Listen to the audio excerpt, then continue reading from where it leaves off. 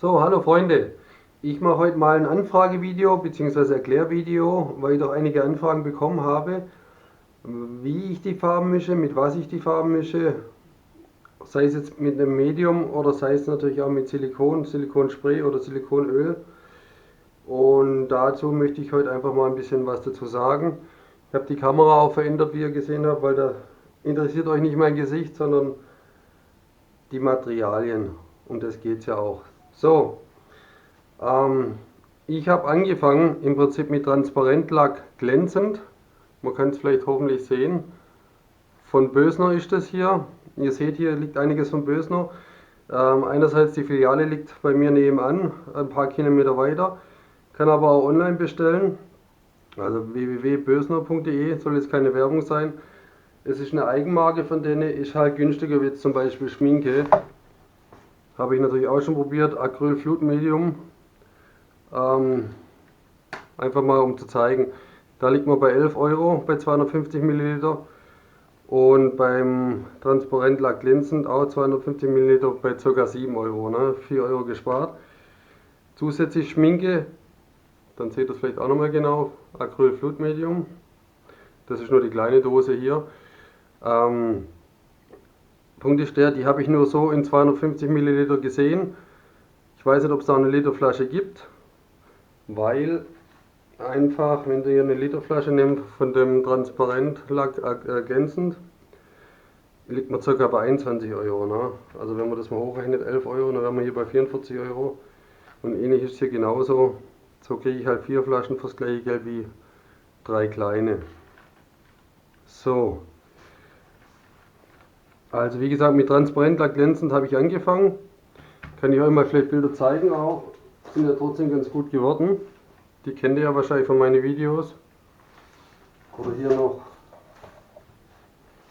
dieses Bild, das ja noch recht frisch ist. Beim Transparentlack glänzen kommen die Farben halt recht kräftig raus. Natürlich auch das Schwarz recht dunkel. Ich meine, es ist immer die Frage, wem es gefällt oder wie die Geschmäcker halt sind. Ich zeige euch nachher auch mal die anderen Bilder, dann seht ihr vielleicht einmal den Unterschied. So, mir geht es einmal um das Medium selber. Wie gesagt, Transparentlack glänzend. Ich habe jetzt auch seit letztem probiert Medium glänzend, also ein reines Medium.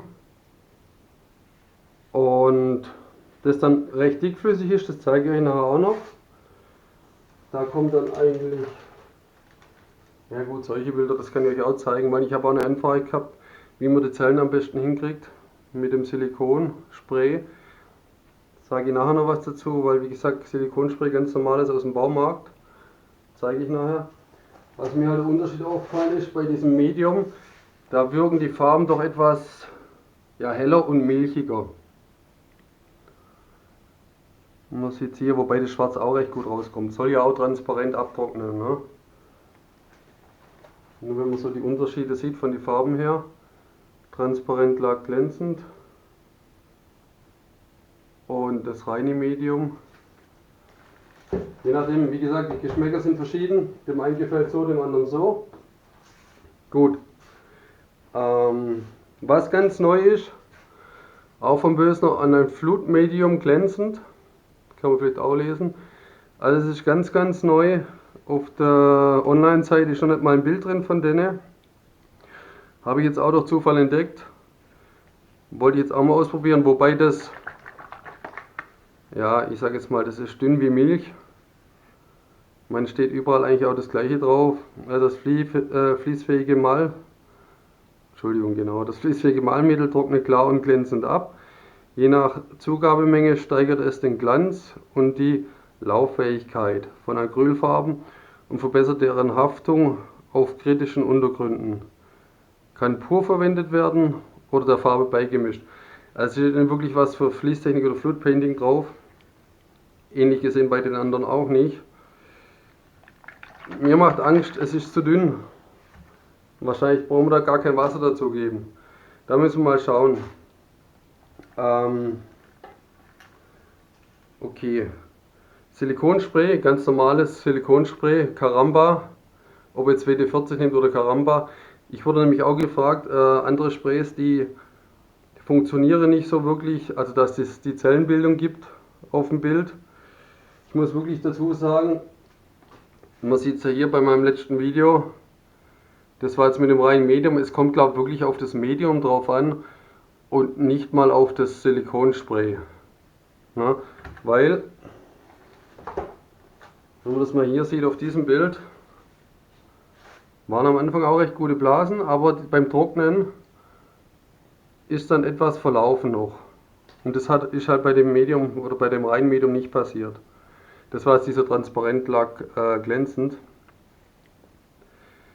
Ob es jetzt an mir lag, weil ich die Farbe etwas zu dünn gemacht habe oder, aber ich glaube eher, weil dieses Medium einfach dicker ist. Das ist wirklich, ich zeige es euch nachher auch, das ist recht dick, flüssig. So, kommen wir nachher noch dazu. Ich habe hier auch nochmal ein Silikonfluid, Silikonöl, also ich habe schon alles ausprobiert. Wie gesagt, liegt aber glaube ich doch viel am Medium. Das hier ist eigentlich ein Sprühlack, ja gut, das ist nur ein Firnislack, das heißt praktisch ein Schlusslack, der vor UV und Schutz schützt. Ich brauche jetzt gar nicht groß erwähnen. Gut, was ich immer vorbereitet habe, Weiß und Rot, also Titanweiß und Weinrot. Das werde ich jetzt mit dem, meine Restbestände, muss ich erst wiederholen, Transparentlack glänzend machen. Ich werde mit dem reinen Medium glänzend grün und schwarz machen, also neongrün und schwarz. Und mit dem Flutmedium, da werde ich jetzt violett und indischgelb mal anmischen. Nur damit ihr es einmal seht. Ihr seht hier, das ist jetzt der Transparentlack glänzend. Der ist halt auch recht dickflüssig. Und trocknet aber transparent aus. Und man sieht nachher nichts mehr davon. Und dazu muss ich auch mal sagen, natürlich noch mit Wasser verdünnen. Weil ich habe auch mal so angefangen, dass ich einfach nur die Farbe mit Wasser verdünnt habe, oder hält einfach, die Pigmente gehen auseinander, verfließen zu arg. Darum sollte man eigentlich auf jeden Fall ein Medium dazu nehmen. Ich mische halt immer das Medium an mit der Farbe.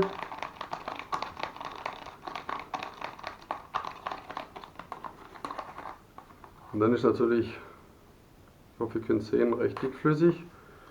Ich nehme dann mein Wasserfläschchen.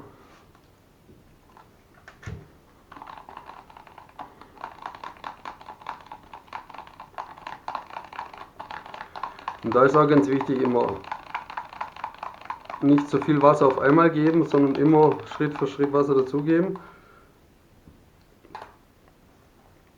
Und da kann man vielleicht gut beobachten, wenn es dann schön vom Rührgerät, bei mir ist das Rührgerät ein Pinsel, wenn es da schön runterläuft, also wenn es tropft nur noch, ist fast zu viel Wasser schon wieder drin.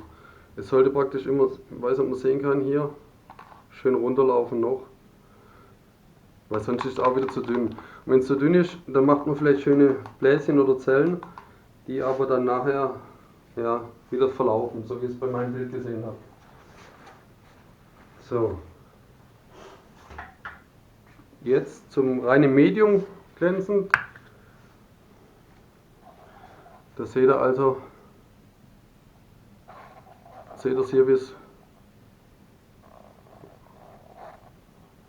recht dickflüssig, ne? Also wie so eine, ja, wie soll ich sagen, dicker wie ein Joghurt. Ich nehme jetzt auch mal nicht zu viel,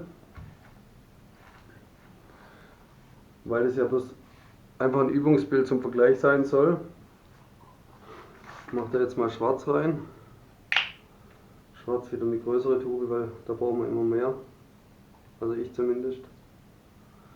Ihr braucht ja da gar nicht viel Farbe reinmachen.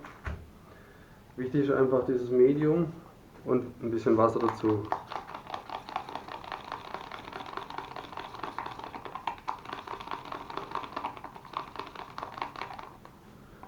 So.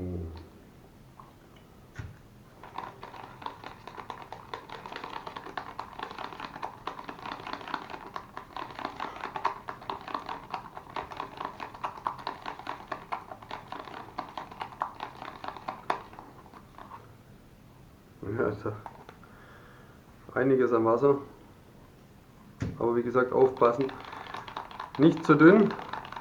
Und gerade wenn er mit Silikon arbeitet, ist es auch so, dass das Silikon die Farbe auch noch mal etwas verdünnt. Darum lieber ein bisschen dicker lassen, je nachdem wie viel Silikon ihr reinmacht.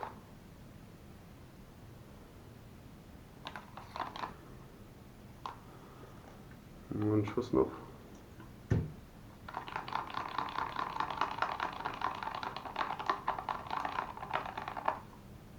So. Ich denke mal, das ist gut, das ist wie gesagt dickflüssiger.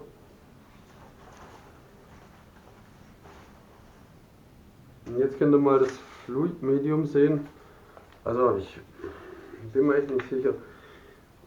Mein nächstes Video werde ich mal ein komplettes Bild mit diesem Fluid Medium machen. Ihr seht aber hier, das ist, ich hoffe ihr könnt es gut sehen. Also es ist flüssig wie Wasser eigentlich. Ja, sagen wir es mal Milch, wenn es schon weiß ist. So, da brauche ich eigentlich gar kein Wasser dazu zu tun. Nehme ich das Indiengelb. Dann lieber ein bisschen mehr mal rein.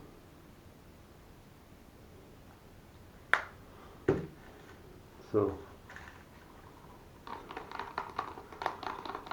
Ja, also braucht er eigentlich theoretisch gar kein Wasser mehr.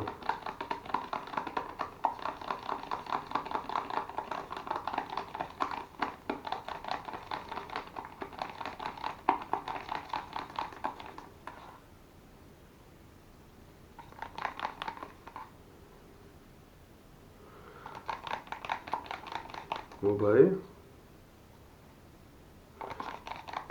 jetzt muss ich gerade mal das, was ich schon vorbereitet habe. Ja gut, je mehr Farbe man reinmacht, ist jetzt aber auch komisch, dann ist eigentlich die Gelbe etwas dicker.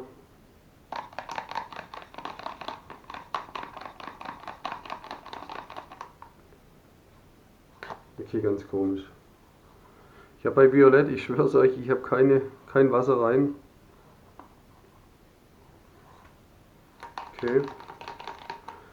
Ja gut, dann etwas mehr Farbe rein. Jetzt tue ich hier noch ein bisschen Wasser rein.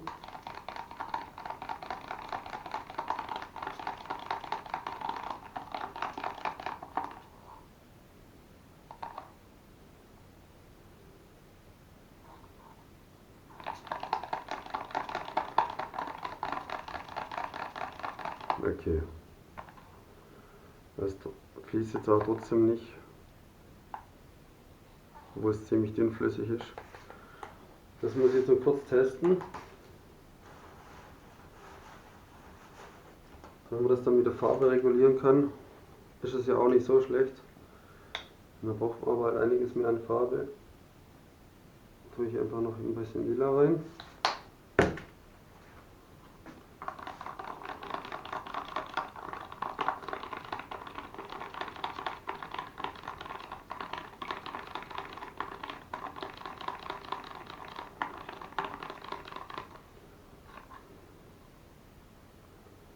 Okay.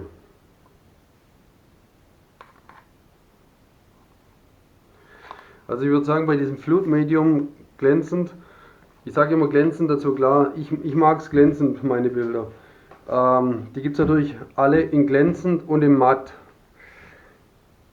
Zumindest Transparentlack glänzend in glänzend und matt. Seidenmatt habe ich noch nicht gesehen.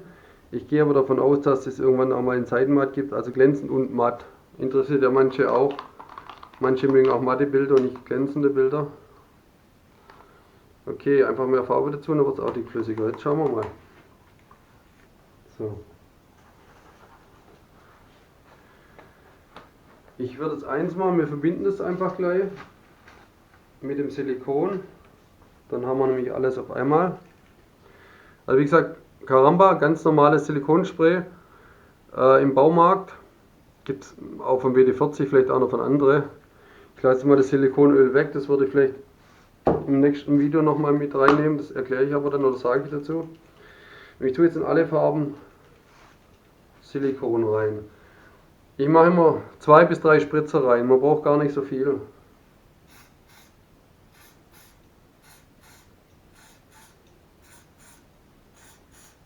So, zack, zack, zack. Machen wir ja immer noch das dritte Mal. Ich mache das immer gern. Gut. Nochmal kurz umrühren.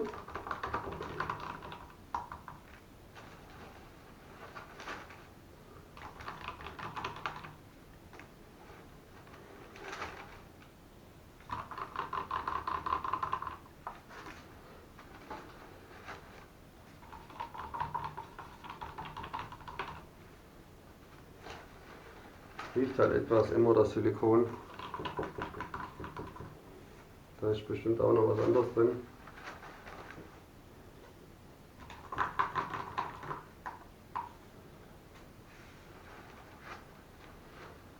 So.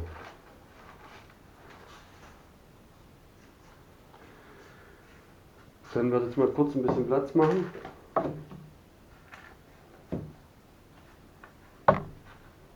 Ich hätte das jetzt auch alles rausschneiden können. Aber ist ja gleich passiert. Farben weg.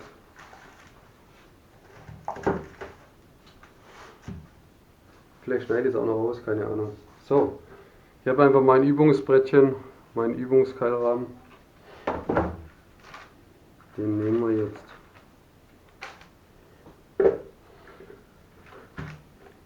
Was vielleicht auch wichtig ist, aber eigentlich auch selbsterklärend bei der Fließtechnik, soll sie ungefähr in der Waage sein, was bei mir auch nicht immer ist. Aber ist jetzt bei diesem Bild nicht ganz so schlimm. Hier ist eine Waage. Gut, kannst du einfach was unterlegen. Haben wir was da? Natürlich gerade nicht. Egal. Gut. Also ich fange jetzt an mit dem Transparentlack glänzend. Ich mache es einfach mal auf der rechten Seite.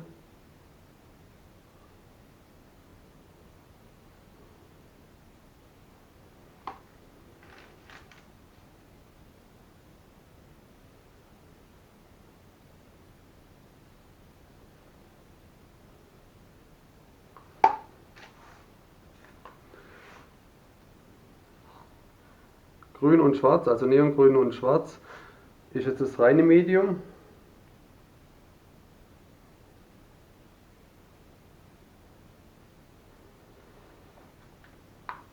Mit Wasser verdünnt. Ihr seht auch hier schon wieder, wie es durch das Silikon wird es noch dünnflüssiger. Und hier ist das neue Fluid Medium, was ich jetzt mal sehr gespannt bin.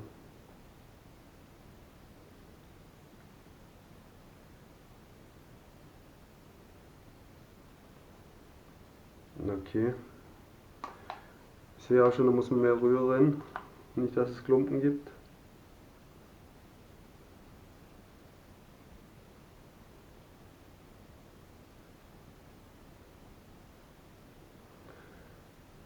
Ja, doch recht dünnflüssig. Tja. Und da merkt man schon, wenn man unten rührt, da hat sich die Farbe wieder abgesetzt. Okay. Das passiert eigentlich beim normalen Medium nicht und beim Transparentlack nicht. Aber unten dann, also Fluid Medium, immer gut rühren und am besten gleich verwenden. Gut. Jetzt schauen wir mal. Lassen wir es ein bisschen verlaufen. Muss es ja nicht direkt übereinander.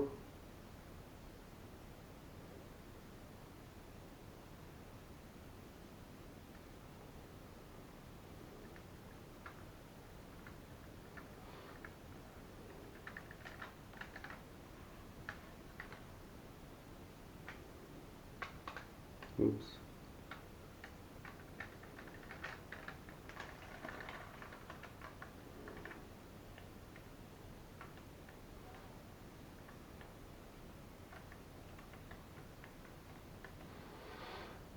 Aber wenigstens die Ecken zubekommen, ne? Und jetzt wenigstens noch ein bisschen was aussieht.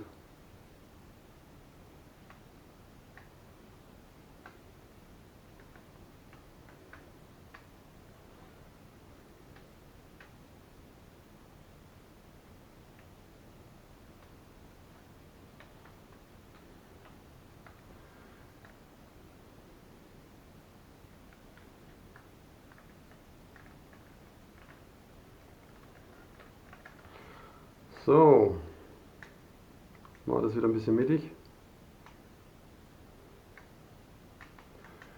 Ja, da sieht man wirklich die Klumpen von der Farbe.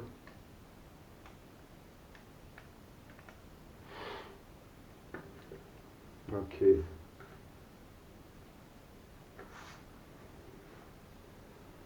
Ja, das ist so eine Angewohnheit. Ich habe es ganz schön an die Seiten.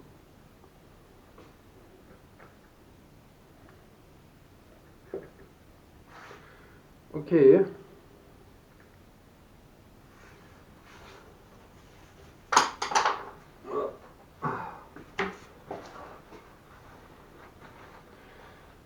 Oh je, ja, also das sieht man wirklich.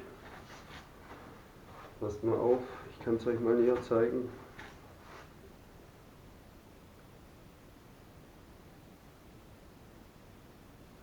Ich hoffe, ihr seht es gut, hier hat man richtig die Klumpen, also hat sich die Farbe nicht mal richtig vermischt. Lag es jetzt an mir, weil ich zu schnell war, also ich muss in Zukunft dann gründlicher sein. Bei dem Reinmedium im grün-schwarzen Bereich alles gut. Hier auch, hier beim Transparent Lack Glänzen, klar ein paar Bläschen. Machen wir jetzt auch mit dem Feuer weg. Aber das mit den Klumpen, das stört mich nämlich auch ein bisschen. Ich hoffe, dass es, wenn ich es dann richtig gut verrührt habe, nicht mehr passiert. So, dann komme ich mit dem Feuer. Ich habe mein kleines wieder aufgeladen. Manche haben ja schon Angst gehabt, weil ich mit meinem großen Flammenwerfer rummache. Vielleicht hole ich den nachher aber auch, weil einfach der besser funktioniert. So.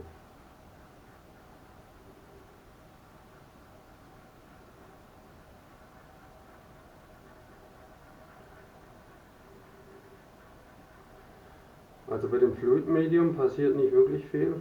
Ja. Jetzt gehe ich mal rüber zum reinen Medium.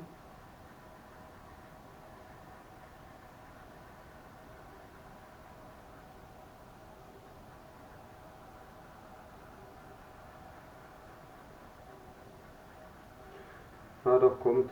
Es kommt.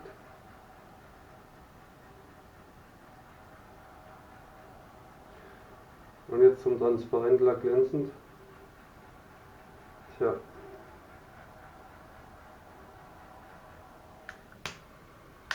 Wisst ihr was? Ich hole schon meinen großen, bin gleich wieder da.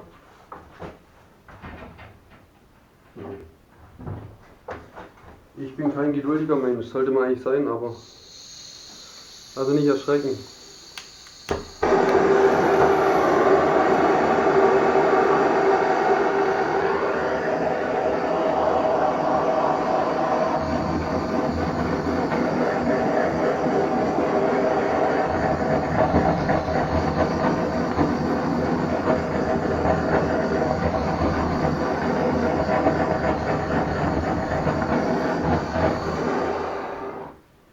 So.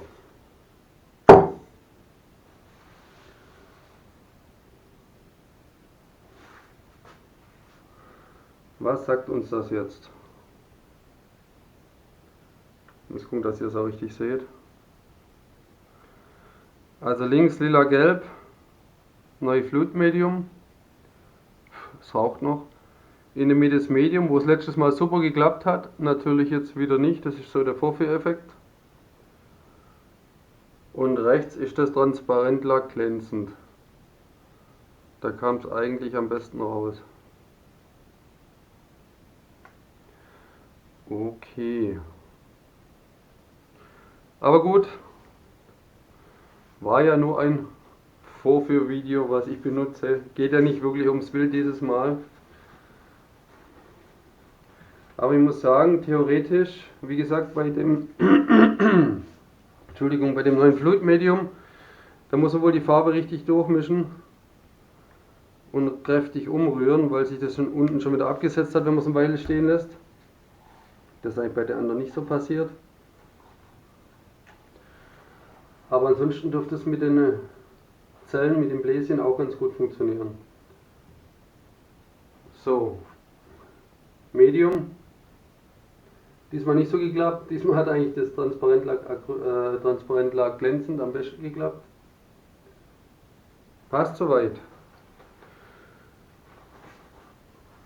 Gut, jetzt hoffe ich, dass ich euch helfen habe können, damit ihr mal gesehen habt, wie ich so meine Bilder mache.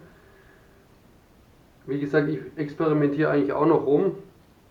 Ich schaue nach neuen Medien und gucke, was am besten funktioniert. Manchmal ist aber auch echt Glückssache. Ich meine, das ist ja auch das, sonst könnte es ja eigentlich jeder machen. Ob das jetzt was mit Talent zu tun hat, das Fließpainting oder, ja, nicht Fließpainting, sondern Fließtechnik, also Flutpainting. Natürlich kreativ muss man trotzdem sein. Und mir gefällt es eigentlich ganz gut. Ich mache noch andere Sachen, wie gesagt, ne, mit Spraypaint oder früher sogar noch Airbrush und so weiter. Ich probiere immer wieder neue Sachen aus. Gut, schreibt mir in die Kommentare, ob es euch gefallen hat, ob ich euch noch mehr, ja, oder weiterhelfen kann. Natürlich beantworte ich jede Frage, was ihr habt. Wenn es auch nicht immer sofort ist, aber spätestens, sage ich mal, am nächsten Tag. Gerne Daumen hoch dann. Und dann bin ich gespannt auf das nächste Video mit diesem Flutmedium, mit dem ganz neuen. Das werde ich in der Regel dann auch jetzt am Wochenende noch machen. Dann seid gespannt und dann hoffentlich bis zum nächsten Video. Bis dann, macht's gut, ciao.